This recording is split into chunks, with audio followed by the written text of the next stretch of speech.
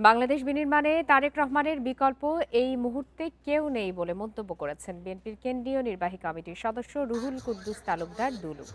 বৃহস্পতিবার বিকালে নাটোর সদরে বেগম খালেদা জিয়ার আত্মার মাগফিরাত কামনায় দোয়া মাহফিল অনুষ্ঠানে যোগ দিয়ে তিনি কথা বলেন। দুলু বলেন, দেশ যখনই কোনো সংকটে পড়েছে তখনই জিয়া পরিবার পাশে দাঁড়িয়েছে। বলেন, তারেক রহমানের নেতৃত্বই দেশের গণতন্ত্র, স্বাধীনতা ও সার্বভৌমত্ব অক্ষুণ্ণ রাখতে পারবে। বেগম খালেদা জিয়ার দৃঢ় ও ত্যাগী নেতৃত্ব জাতিকে বারবার মুক্তির পথে অনুপ্রাণিত করেছে বলে মন্তব্য করেন বিএনপির এই নেতা। বাংলাদেশের এই মুহূর্তে বাংলাদেশ বিনির্মাণে তারেক রহমানের বিকল্প এই মুহূর্তে আর কেউ নাই।